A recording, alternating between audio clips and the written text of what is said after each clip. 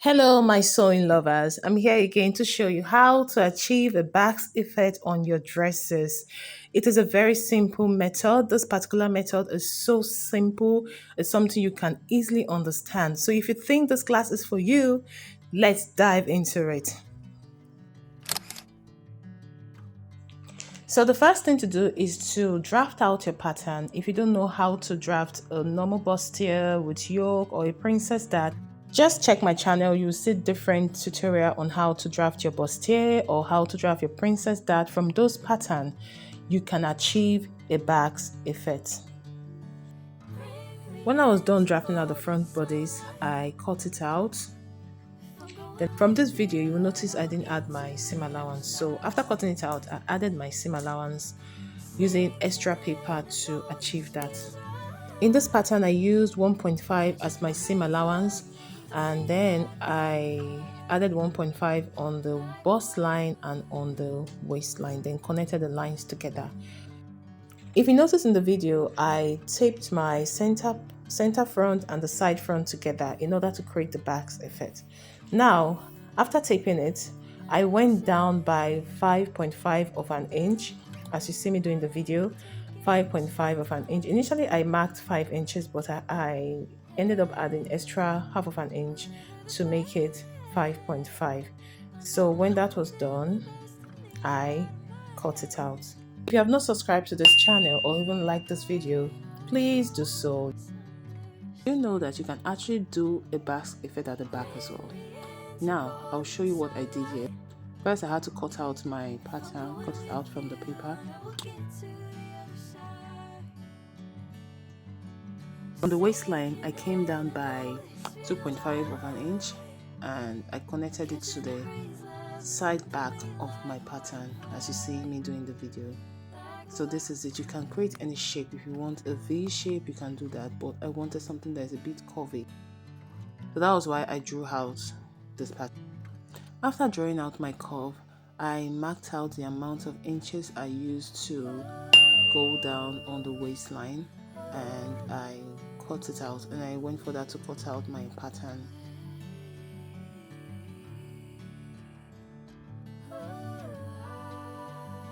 And now this is how to do it, and you can see this is the front and the back.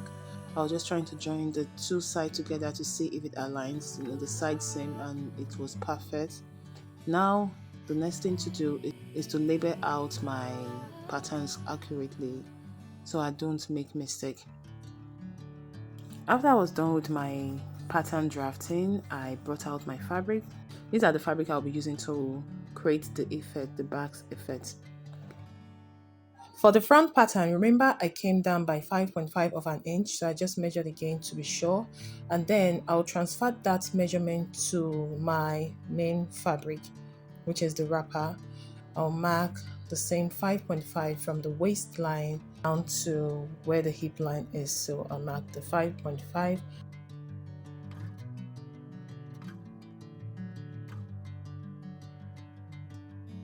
After doing that, I drew a line to connect the 5.5 of an inch down to where the waistline is, the beginning of the waistline, as you see me do in the video.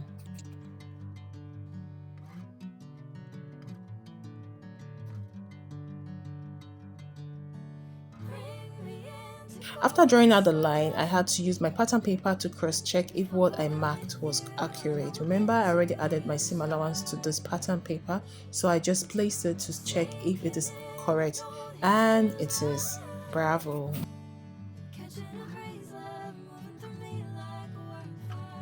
Before cutting through the fabric, I had to put in my seam allowance of half of an inch. Then, when that was marked, I cut out the excesses that I won't be needing.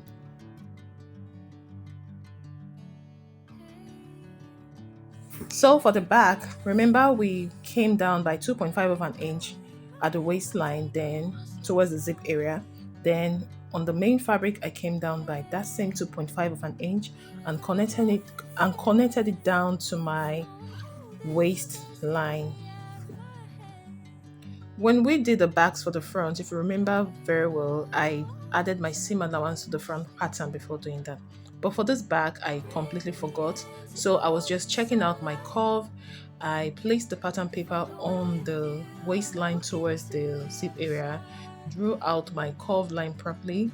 Then the excesses were the 1 inch for the skirt, the 1 inch for the dart, and my 1.5 for my sewing allowance. Right here, I was checking out my measurement: 1 inch for the dart and 1.5 for my seam allowance. And after checking, everything was accurate.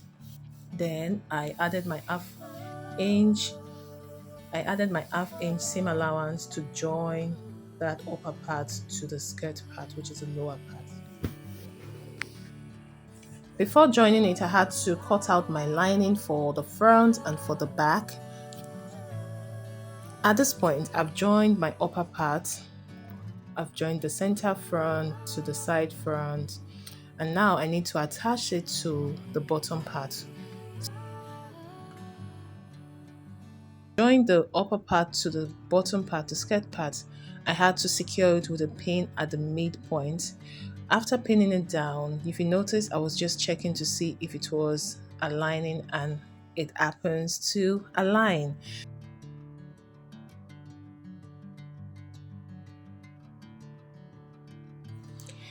After checking if it aligns, I took it to my sewing machine to join them together. Now this is it. This was before I gave it a good press. I was just trying to show you how it looks like.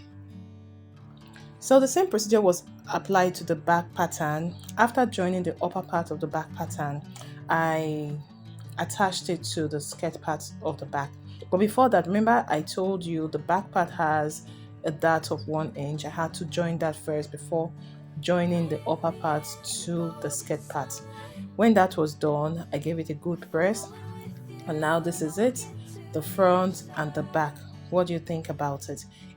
So if you find this video helpful, just say thank you in the comment section.